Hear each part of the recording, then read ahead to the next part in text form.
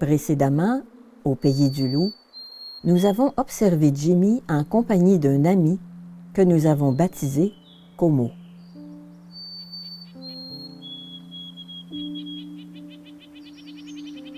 Jusqu'à présent, le mois de mai nous a permis d'admirer la pariade chez certains oiseaux, ainsi que quelques interactions animales.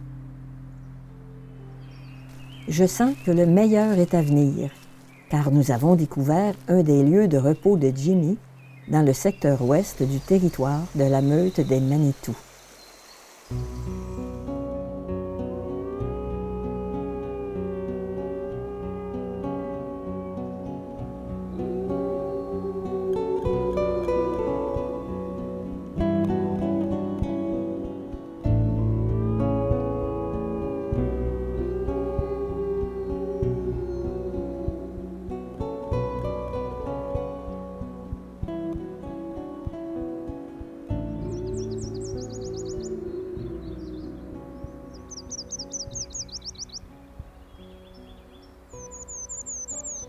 Les parulines sont de retour.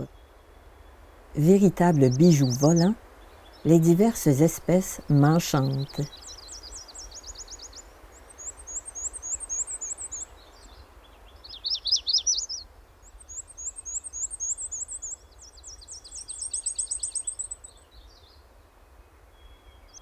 Ces passereaux insectivores ne doivent pas me distraire de mon objectif, même si c'est presque impossible de pister un loup en pleine forêt. Je crois néanmoins que Jimmy est quelque part par ici. Je l'imagine assoupi au milieu des éricacées, se laissant bercer par le ramage des oiseaux.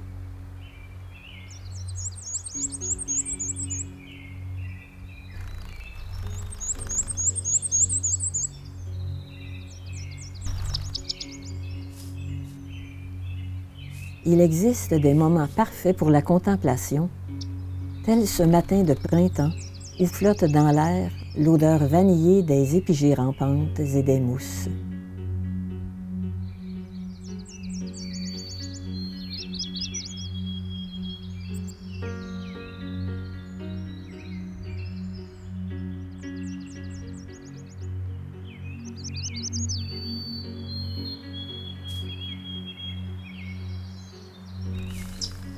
Même après une nuit d'activité, Jimmy ne dort que d'un œil. Il sait que chaque créature peut lui communiquer des informations de première importance.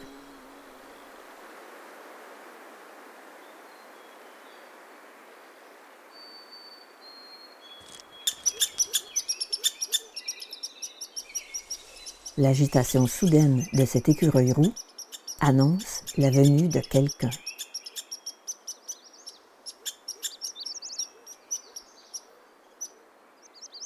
Si Jimmy refuse d'être vu, il saura se soustraire à mon regard.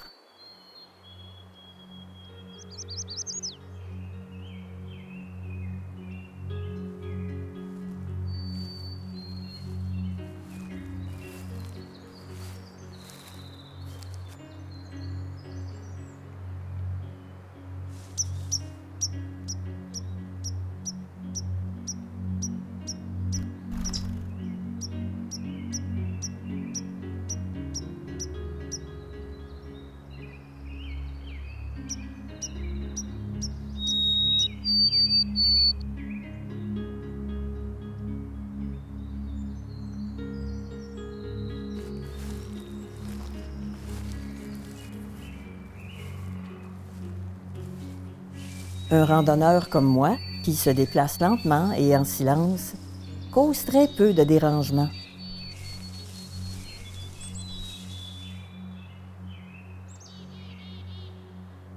Par contre, certaines activités humaines équivalent à du terrorisme pour les habitants de la forêt. Ce début de journée si calme a connu un revirement de situation radical qui nous a montré à quel point l'exploitation du monde sauvage peut avoir des effets dévastateurs.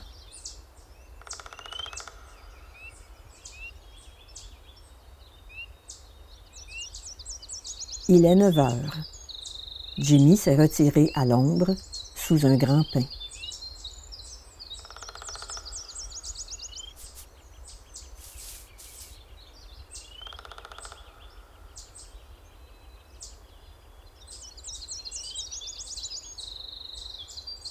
La présence du loup au repos n'inquiète en rien les bruants à gorge blanche.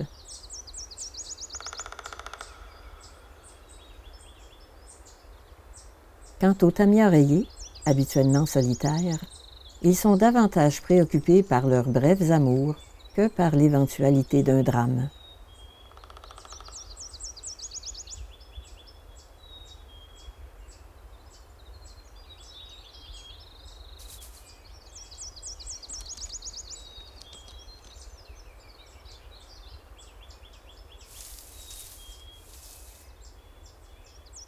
La quiétude de cette communauté hétérogène va rapidement basculer dans le chaos.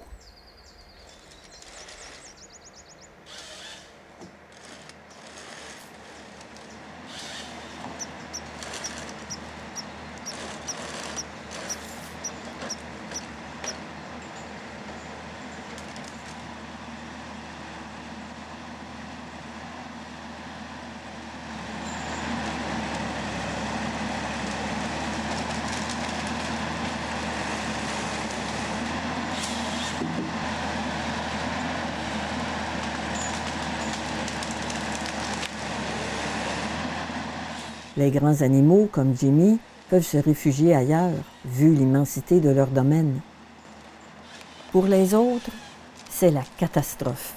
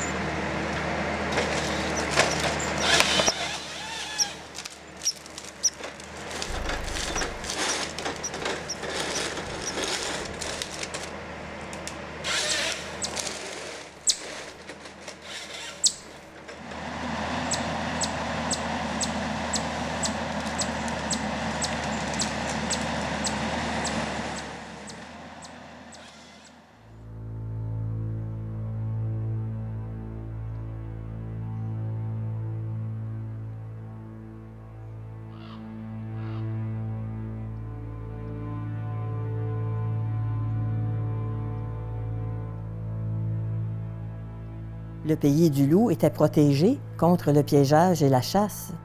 Mais le côté obscur de l'industrie forestière venait jusqu'en son sein nous rappeler le trop grand pouvoir de destruction de l'homme moderne.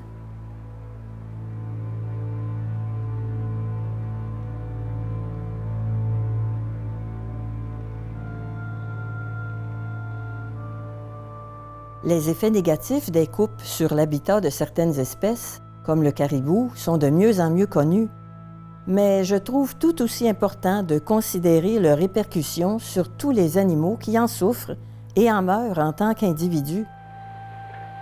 Nous tirons notre bois de construction et notre papier du monde sauvage au prix d'immenses sacrifices et de souffrances chez les sans-voix qui perdent tout du jour au lendemain. Puis c'est comme ça à longueur d'année partout au Canada. Il me semble qu'ajouter un peu de compassion à l'équation serait nécessaire.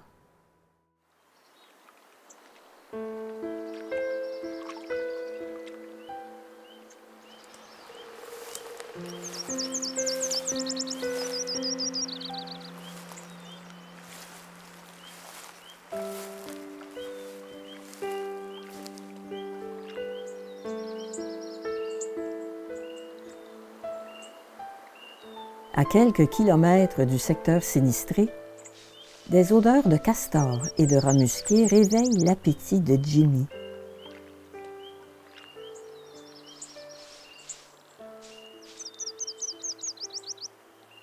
Son arrivée impromptue en fin de matinée en laisse plus d'un perplexe.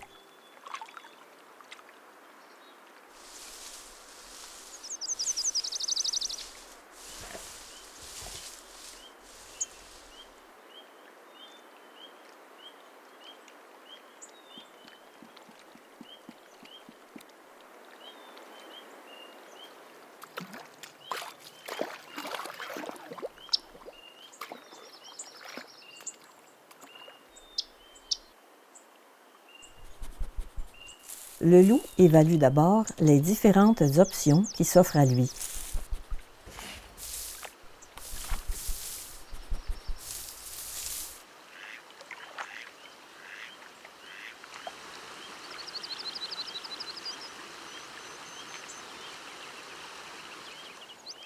Il décide de tendre une embuscade au castor responsable de cette digue.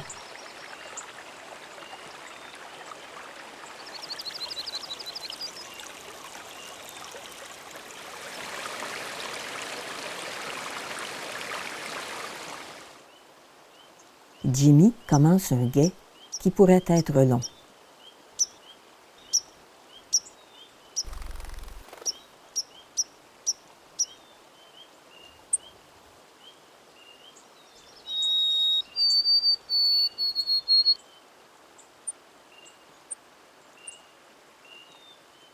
Témoin du stratagème du loup, le colvert garde ses distances.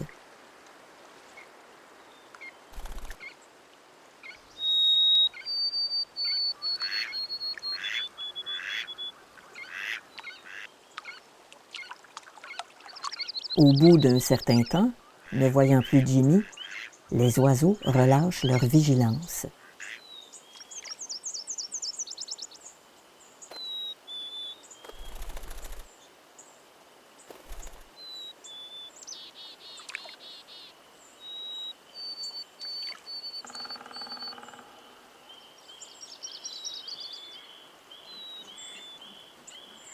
Un premier castor se pointe en fin de journée, inconscient du danger.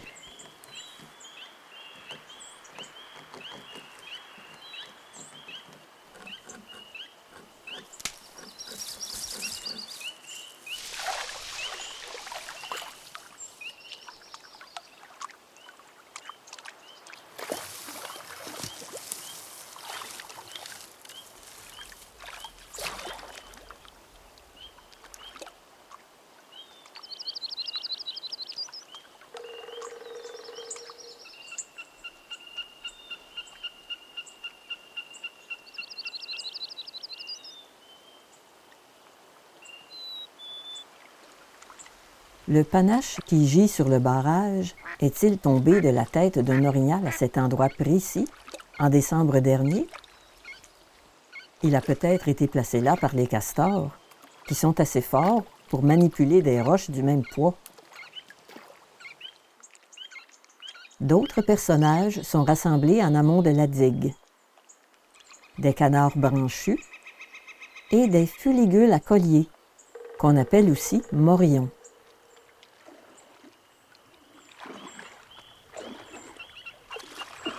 Ce gros orignal est possiblement l'ancien porteur du panache aperçu sur la digue.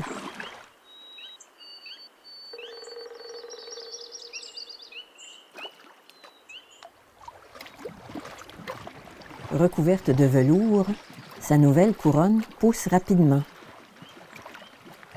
On dirait Lancelot du lac. La vie sauvage qui s'active à l'approche du soir rend Jimmy fébrile. Le couple de fuligules à collier a remarqué ses mouvements derrière un arbuste.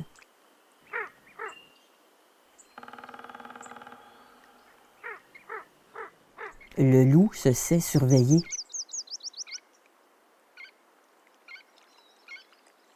Avec de la chance, les oiseaux n'ébruiteront pas son secret.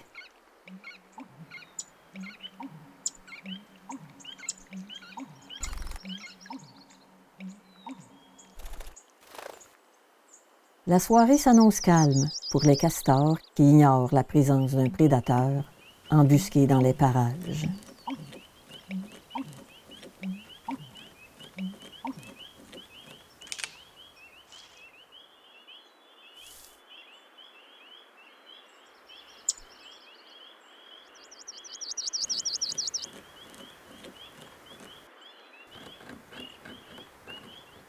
Pendant que les uns travaillent, les autres s'alimentent tout en montant la garde. L'étang des castors est un bien commun. un territoire nuptial pour le canard branchu, un garde-manger pour la bécassine,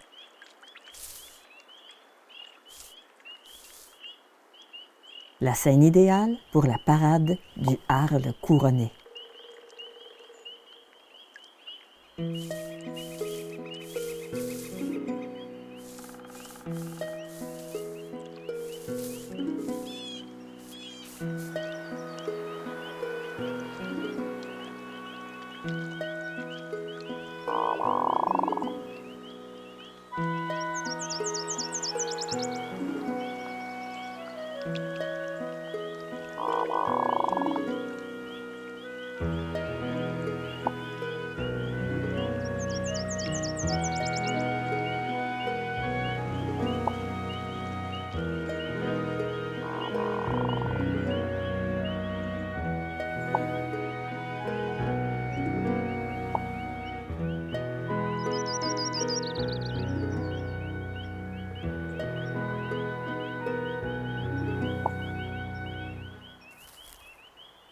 La tension de Jimmy monte d'un cran alors qu'un castor s'approche.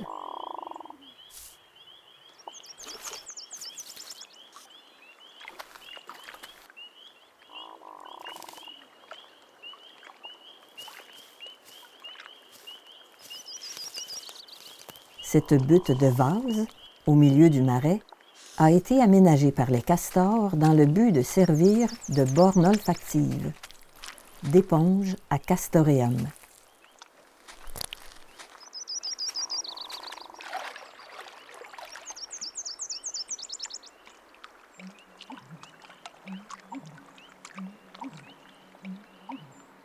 Jimmy retient son souffle.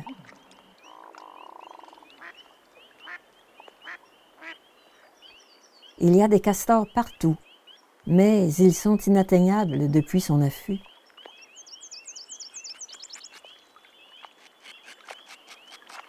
Un changement de stratégie s'impose.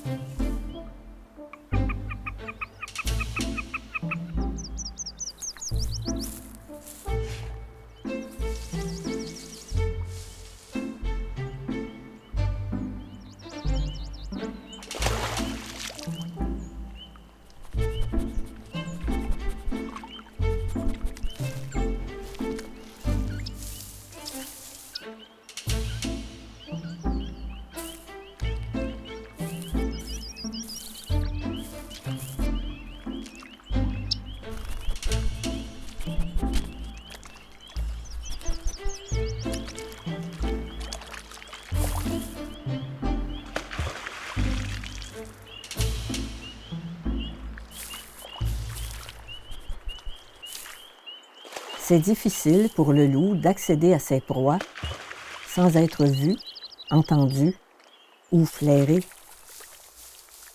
Autant chercher autre chose à manger. Pourquoi pas des œufs de canard?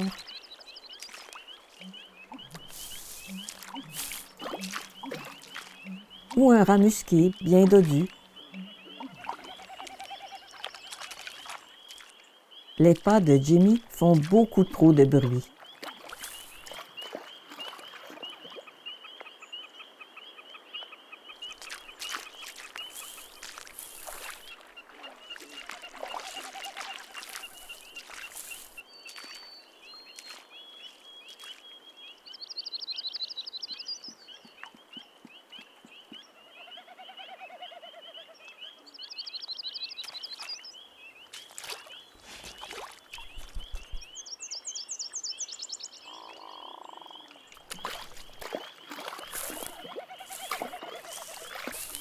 Le loup doit envisager un menu plus simple.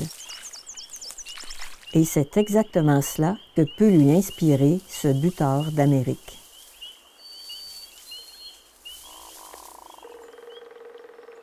L'oiseau trouve ici des proies en abondance.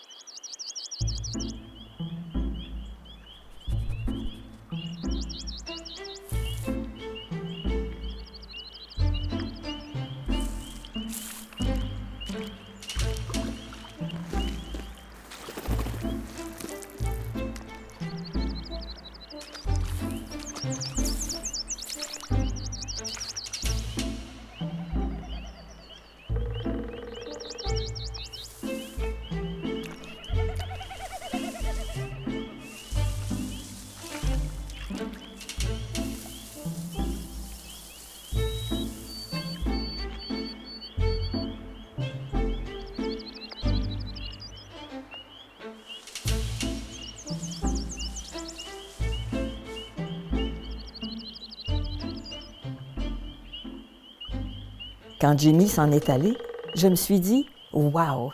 Quelle journée exceptionnelle! » Le pays du loup nous faisait souvent passer par toute la gamme des émotions.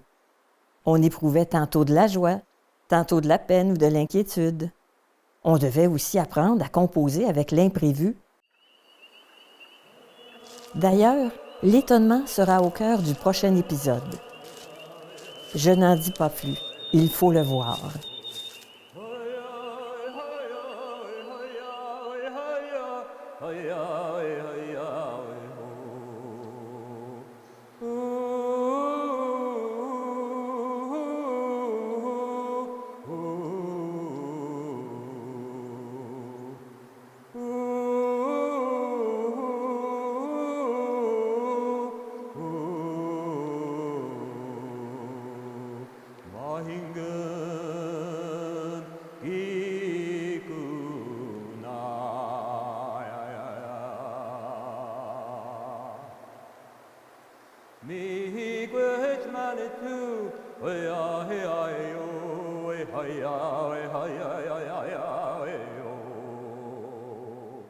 Then again, my